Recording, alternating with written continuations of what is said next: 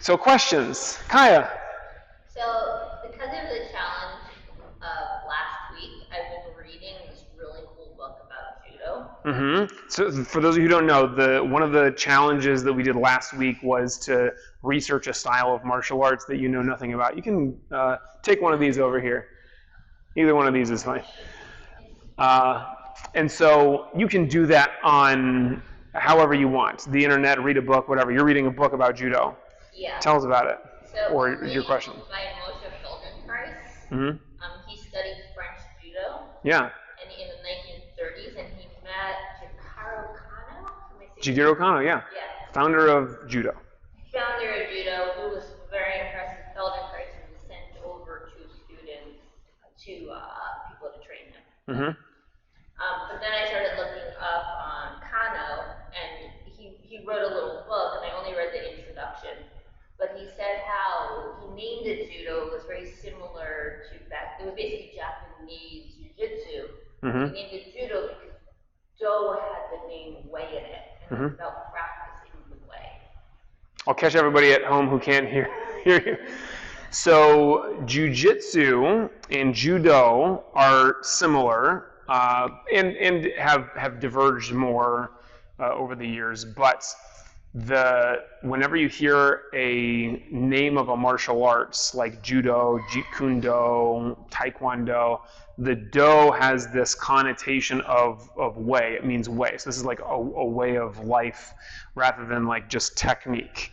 So there is a little bit of like a spiritual kind of connotation even just in the name of the style. Even though judo is used very popularly now as a sport for competition, there still was this idea from the founder, Jigoro Kano, that this is more than just competition, more than just fighting.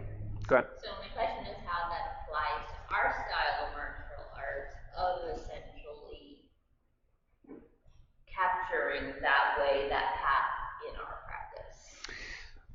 Just like how does it have the way of life kind of component to it, or? It talks about sort of being and allowing, and where it becomes like the practice itself is the sort of essence or the practice. The practice becomes a practice in a way.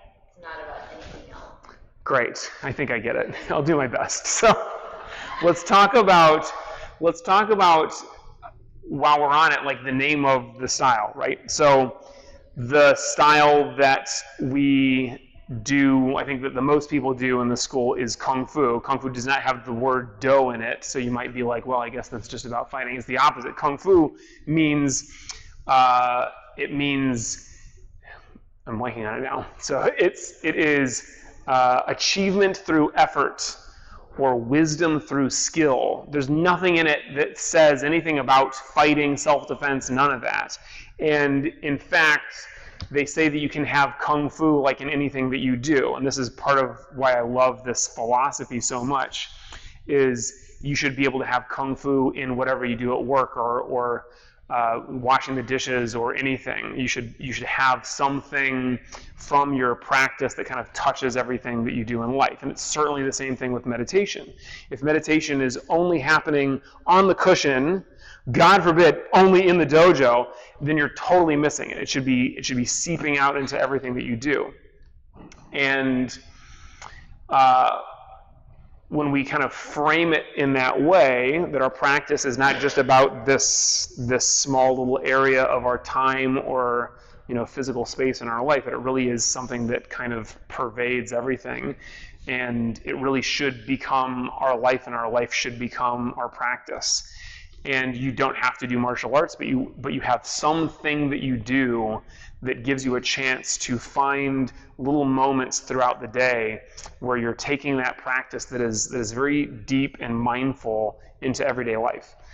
And when you're talking about how like the practice becomes the practice, I don't know exactly what you mean, but I'll go in a direction that I like, where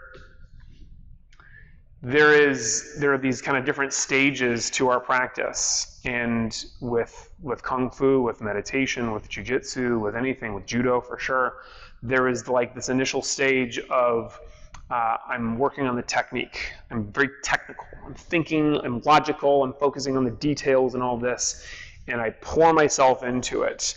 And with meditation, that can sound kind of like a paradox, and it certainly is, but there is this initial stage where you will probably find, as I did in the initial part of my meditation practice, where I'm really trying to do things right. And you can get to a certain level trying to do things right and being logical and focusing on details and all of that. But at a certain point, you have to transcend that. And in meditation, what this looks like is I let go of this idea of achieving something in this meditation. I let go of this idea of having to have some kind of a perfect 20-minute meditation where my brain is in this exact state. It's just like I am the way that I am in this moment, and that is perfect, whatever it is. And then in that, you kind of allow the great meditation, you allow the kind of falling into the moment to happen by itself. And the same thing should happen with anything else that we're really throwing ourselves into. You first learn the technique. If you don't practice the technique and you don't have anything specific that you're trying to do, then there's no opportunity to kind of lose yourself in it later on if you're just being the same way that you always have been. I had this guy come in to the dojo many years ago in the Michigan school, and he wanted to do Tai Chi, and I asked him, have you ever done Tai Chi before? And he was like, yeah. Nothing like what you guys do here. I just kind of go in my garage and I just move. And that is absolutely Tai Chi if you have gone through the many years of learning how to do Tai Chi and learning how to move, then you can let go of all of that and just move. And this is not to say that you can't find, a moment that is like a moving meditation if you're untrained. But let's be clear, you're not doing Tai Chi if you're just moving and making stuff up. And in meditation, there is like a technique that we start by learning, right? In this school, we focus usually on the breath. And when you get really good at focusing on the breath, then you can kind of stop trying and it just becomes part of what you do in your meditation and throughout your life. So I went all over the place, but I think I answered your question at least partly. Other questions? Sure. Seafood, one of the things I'm working on in my life at the moment is having an intention for the day. Like maybe it's to be kind in my day, or to be loving and kind in my day, right? And I find that many times during the day, I've completely forgotten about being loving and kind. And I might still be loving and kind, but I'm really not. I'm really not like aware of it. And I also find that I get very focused on the things that I'm doing, and then I forget about the being part of it. So obviously I can come back to the breath, but I had to interrupt the doing to come back to the being. And I'm really struggling with that, to be able to interrupt myself enough during the day to feel like when I get to the end of my day, oh, I was being lovely and kind today. Mm-hmm. So your question is, what do I do with that? So if you guys didn't hear that, Ms. Macy's talking about setting intentions and specifically an intention of being loving and kind, and you find that you get so bogged down in the things that you're doing throughout the day that maybe you've lost the intention and you haven't, by the end of the day you look back and you're not necessarily pleased with what has transpired. You don't feel like you've really made any movement in the direction you're trying to go to. And let's kind of drill in on the idea of intentions and setting intentions for a moment here, because this is subtly but clearly different from a goal or like a specific action that I'm trying to practice. Right? When I set goals, and if you guys come, as you should do, around the beginning of the year, you will hear more than you can possibly stand about setting goals and all of the different thoughts that I have about this. But setting intention is by design more fluffy and kind of like up in the air a little bit. And you can, and you may decide, like, this isn't working at all. I need to set a specific action, a thing that I'm doing that I know really, I want to say forces me, but that doesn't feel right. But it's going to make me, it's going to invite me very clearly, often throughout the day, into being loving and kind. But there is something that is also very nice about the distinct nature of I wake up and I set the intention, and there's no specific action that I'm trying to take. I just am like, I'm going to try to bring loving kindness into whatever I do. And you don't know necessarily what the opportunities are going to present themselves in that day. And that very much frees you to allow loving kindness to show up in lots of different ways, which is wonderful. And you're talking about how you can return back to the breath, but that's not directly connected to, at least yet, to loving kindness. And but I like how you bring that up, because when we practice meditation, part of the idea is we are practicing refocusing on the breath. We're practicing recognizing thoughts and then letting them go by focusing back in on the breath. And this is most often, instead of about choosing another thought, or another way of being like loving kindness, it's like I'm letting go of something extra. And I was talking to one of the kids in class today who I saw every time he'd do a combination, then he'd like do this to like fix his uniform, and then he'd do this, and then he'd fix his uniform. And I'm like, you shouldn't do that. You're going to get punched when you drop your hands like this. And he's like, yeah, I know I do this too much.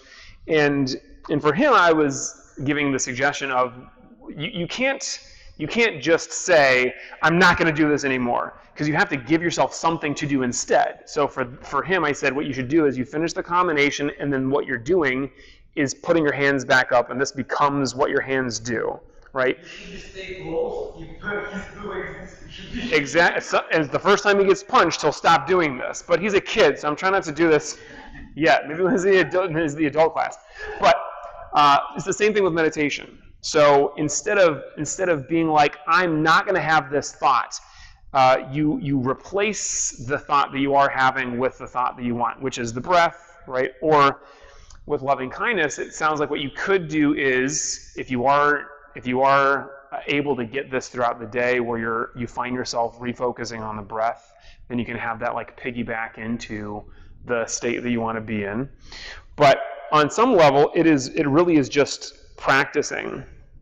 So like when we practice going back to the breath, it becomes more natural and more automatic for us. There's a technique to this that we are practicing in meditation. So maybe you make a technique that you practice for loving kindness. And I know this is kind of, again, distinct from just setting the intention. But maybe you got to practice it in a way that's more kind of disciplined and laid out for you. And then after it becomes more natural for you, then it will be the thing that you go to more often as you set the intention for the day. So you can try that. I don't know exactly what that looks like for you. It could be every time I notice that I do this, I'm going to remind myself, kind of allow myself to go back into loving kindness. What I really like is having cues that, like, as often as possible, if there's a thing that I'm practicing, like I take these cues and say, this is the thing that's going to make me remember to do this or to be this way.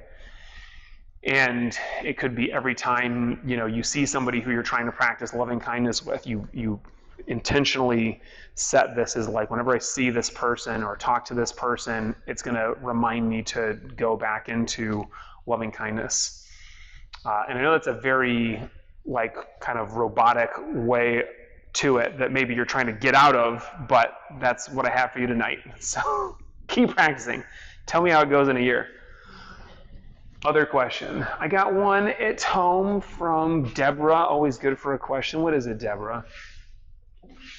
Hi, everyone. Okay, so my question is basically what the student in the dojo was mentioning about last week about researching a different style of martial art or Tai Chi, what I did. And my question is, Well, let me say this first. Yes. When I researched before I came to the dojo, I saw a different style of Tai Chi that was young style, but how they bring their foot out first and they put their toes down first. So last week a new student came and she's been practicing for a long time, and she's putting her, and I was teaching her, and she kept putting her foot down first, and she was saying how in the school she was at what we're doing here in the dojo would be wrong. So my question is, what drew you to this form of Tai Chi? What is it about this form that we're practicing? Because I don't find it on the internet how you do it. Yes, great question. Okay. So this can be said about everything that we do in the dojo, and really everything that anybody does in any school. But the style of Tai Chi that we practice is Yang style, and you won't see it practiced exactly the same way in any two places. You won't even see us practicing it exactly the same way as my Sifu school. I've been gone for 13 years now, and so things have slightly started to shift this way, where maybe they start to shift this way. You can imagine after hundreds of years the way that things all kind of branch off, and some people see that and they're very frustrated by it. I personally love it. I think that this is the way that human beings are. It is impossible to cram everybody into the same little space and make everybody do everything exactly the same way. And our practice is organic. It's meant to grow. It's meant to change, but not necessarily from the ego. So some people do a style and they're like, this is cool, this is fine, but I'm going to make it my own. So I'm going to change it so that it is the way that I think is best. And when it comes from the ego, it's tainted. It's like there is a very small kind of limited space that's coming from, rather than just when something feels right and it just flows kind of naturally from you.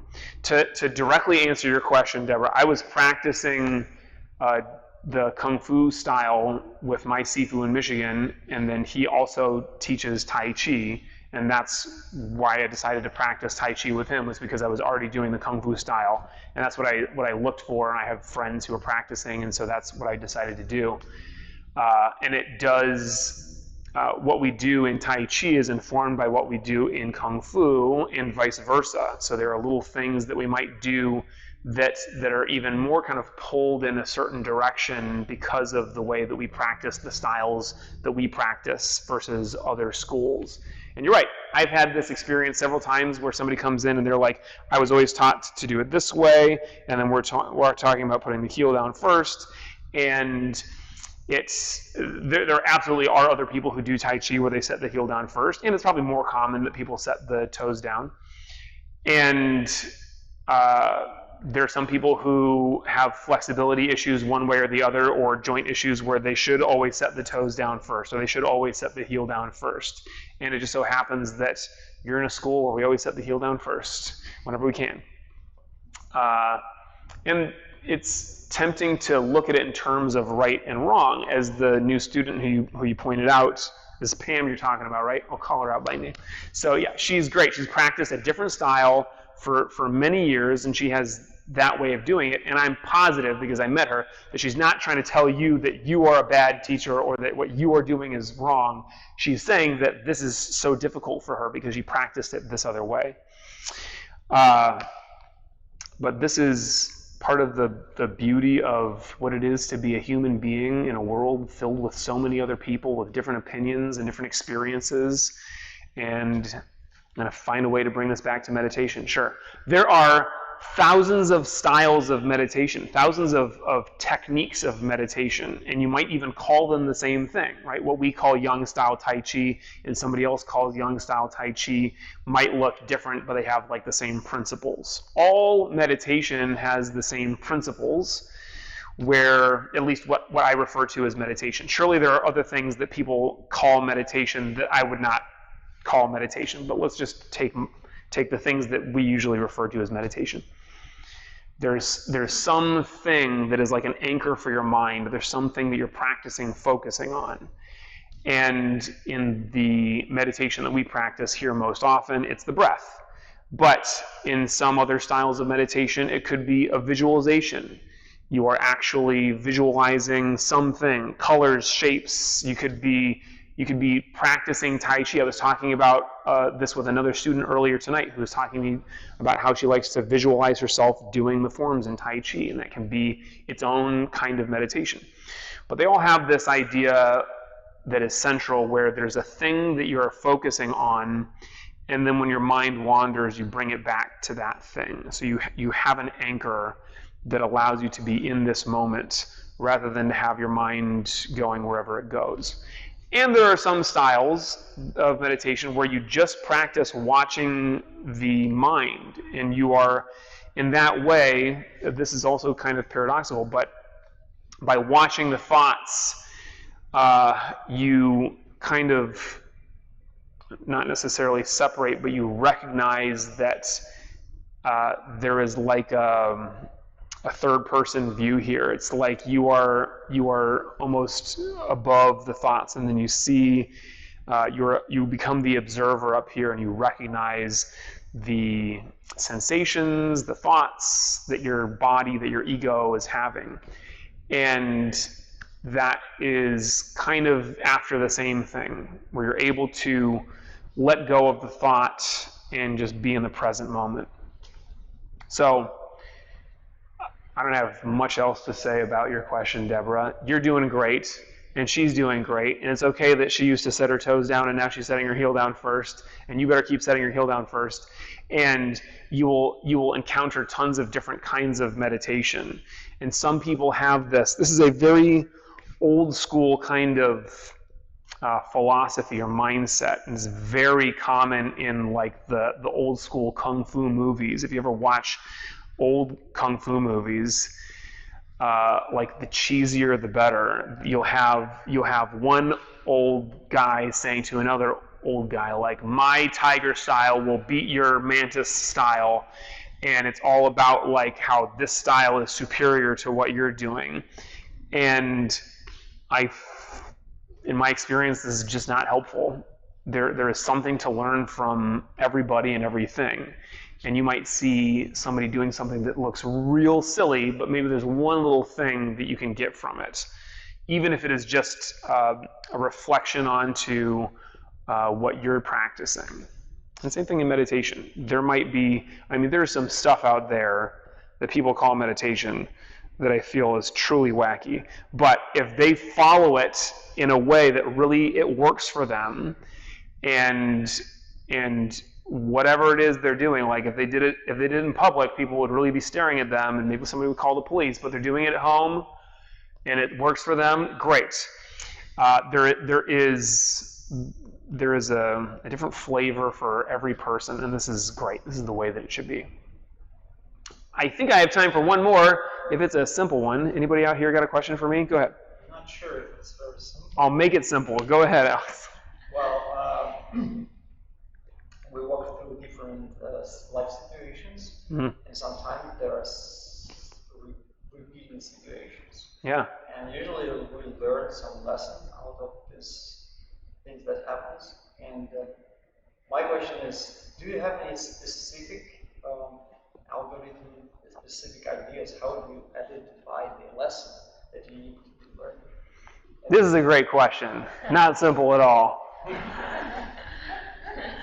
So first of all, many people in the world subscribe to the idea of multiple lives and karma, and it's like there are things that we might learn in this one life that we have, where we encounter the same situation over and over again, and then some people are like, some of these things are too hard for us to get in one life, so we got to keep coming back over and over and over again until we finally get this thing. And part of the idea is you might have the same issue that comes up in multiple lifetimes, and eventually you get past it. I like this idea. I try to get as much as I can in this life, and I try to learn as much as I can in this life. But I also like the idea that maybe if I don't figure something out in this life, I'll get another shot later on. Certainly there are things that we're going to encounter that feel way too big, heavy, difficult for us, challenging for us to be able to deal with in just one lifetime. And yet we should try, because maybe we do only have one life. So a specific algorithm, boy, that would be putting it, that is, I think, not what I have. There's no algorithm. But since this is a meditation class, I'll go with meditation. When we encounter the same thing over and over again, sometimes we're just not aware of it, and that's why we continue to encounter it. And then you might at some point become aware of it and realize, wait a minute, this is the 20th time in the last year that I've done this same thing or encountered the same situation. And when you finally become aware of it, that's great. So part of the idea in meditation is, of course, we're letting go of thoughts, we're being present in the moment by focusing on the breath, but a huge part of this is the recognition of the thought. And when we're sitting there, of course it would be nice if we were just totally, there's no thought and I'm just in a perfect Zen state the entire time. That's not what happens for most of us. For most of us, it is the practice of recognizing the thought and then letting it go. But with the recognition of the thought, we are recognizing patterns that happen within our own minds. And this is definitely what shows up in life. And what shows up in life is what shows up here for our meditation. So you will probably notice that in your meditation, there might be a thing a thought that continues to show up for you. If you're aware enough, and you'll see the continual, the tape that you keep playing over and over again in your mind. That's great. Awareness is the first step. And this is a skill that should transfer into everyday life, where we start to be aware of our actions that we're repeating, or we are aware of the situation that we keep either finding ourselves in accidentally, or more likely, if it continues happening over and over again, it's a thing that we are probably putting ourselves in, consciously or subconsciously. And when you're aware of it, then you can at least decide, like, this is a thing that I want to start to work on. And the lesson, that's a wonderful question. There are so many lessons to learn, and you could take, I mean, it sounds like what might be happening for you and what might be happening for a lot of us is there's a situation that we find ourselves in, and maybe we think that there's a certain lesson that we're supposed to be learning from it, but it turns out that was not it, because we find ourselves in the same situation over and over again. Well, maybe you try to learn a different lesson each time. Maybe there are multiple lessons that need to be learned. Try being open to different things and seeing if it is, because again, when we're talking about learning the lesson or devising an algorithm, and it's like you're really trying for a methodical, logical way of determining what is the lesson to be learned, that comes from the ego, at least in the way that I'm thinking about it right now. And when our thoughts and our actions keep coming from the ego, we're in our little lane. We walk the same way, and we put these ruts in the ground, and we keep walking in the same lane, and the rut gets deeper and deeper and deeper, and it becomes more and more difficult to get out of it. And every time we have a thought, not to put any pressure on you for this meditation or life, but every single time you have a thought, it is strengthening that thought and makes it more likely that you will have that thought. And the more you come back to it, it creates these other connections from other thoughts and makes it more likely. This is why when we practice meditation, it's so important that we're choosing something that we want to have, like the opportunity to go back to the breath, because we are strengthening that. And it works in the opposite direction, where if you are trying to go at something from your logical brain, from the ego mind, and this doesn't have to mean like the part of me that thinks I'm amazing. A lot of people mistake when I refer to the ego. I'm not talking about that. I'm talking about any part of you that is seeing yourself as being distinct and separate from everybody else, and has its little thoughts and its little worries and little goals and things like that. But if we get stuck in that, then we'll end up finding the same lessons because it's coming from the same place, right? So try to allow yourself to, maybe through meditation or maybe through something else, to just shake yourself out of that, right? And sometimes I describe this when you're trying to get out of your rut. It's not like a little movement of the wheel. I think of like I'm in an old-timey wagon that's being drawn by a horse, and I'm like, the wheels are really stuck in their ruts, and I gotta like make the horse go really far off to like jolt the wagon out of the wheels. And you can, do something with your life. Martial arts, get hit, and that makes you keep your hands up or something like that. But maybe something more safe for some of you. But meditation is another way because it allows us to have this clearing, and then for the moment at least, we're not stuck in the same way of thinking. So try to use this opportunity to find that clearing and then to be able to choose whatever direction you're going to go in. And in deciphering what the lesson that is there in this situation that you keep finding yourself in, maybe part of the issue is you are looking for the lesson in this very narrow rut or kind of tunnel that you're finding yourself in. And so then when you kind of break out of that, maybe you'll find something that was totally escaping you otherwise. So try after meditation. This is very important. I'm not saying that you sit while you're supposed to be meditating and think about things and try to solve problems or try to figure out what this issue is.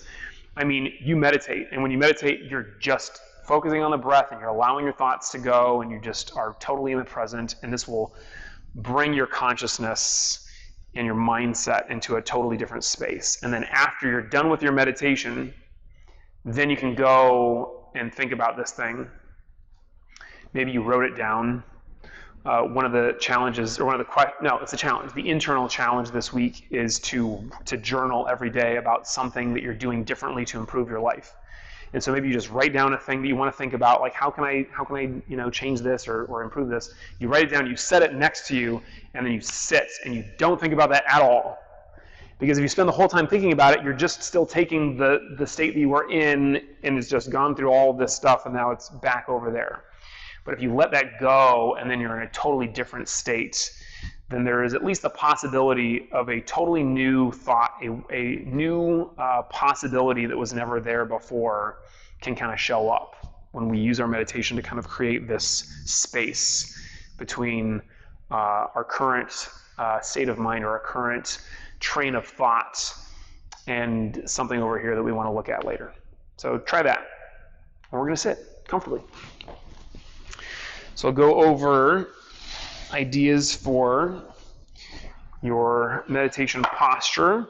There are, again, different postures for everybody. Some people swear you're only meditating if you sit this specific way. It has to be full lotus, or you have to be sitting in seiza, or whatever. I think that everybody has different stuff going on with their bodies and with their joints, so you got to sit in a way that works for you with your spine straight. If you're leaning against something or you're slouching, this will mess with your posture. Of course, you're going to feel off balance. Your mind is much less likely to be totally kind of rooted and centered, and it's going to make it harder for you to breathe. So your spine is straight. Your hands are upturned. They can be together or separate, but you don't want them sliding down. You roll your shoulders back, and your chin is parallel to the ground. Close your eyes. So we have our eyes closed and turned up, and it's like you're looking at the point between your eyebrows, but you're not crossing your eyes. Again, there are different schools of thought. Some people meditate with their eyes open. Some people meditate with the eyes pointing down or straight ahead, or you're looking at a certain thing. But the idea behind this is when you have the eyes closed and looking slightly up, this kind of takes away the sensory input from the eyes and even takes away the normal positioning with the eyes straight ahead that kind of invites you into the normal mindset of everyday consciousness. When you raise the eyes up, this is associated with a raised consciousness. You're less likely to focus back in on the same types of thoughts. So from here, relax and watch the breath. You might start by taking some deep breaths from the belly and trying to breathe in a certain way. But ultimately, you want to just let go of trying to breathe in a certain way or trying to do anything in particular with your thoughts. You just maintain this position with your body and allow your mind to continue to return back to the breath as many times as you can throughout this next 10 minutes or so. If you do find that you have a thought that continues to show up, then you can dive into that if you need to, but really try to return to the breath, maybe with a little bit more focus. So maybe you count out 5 breaths to really refocus your mind on the breath.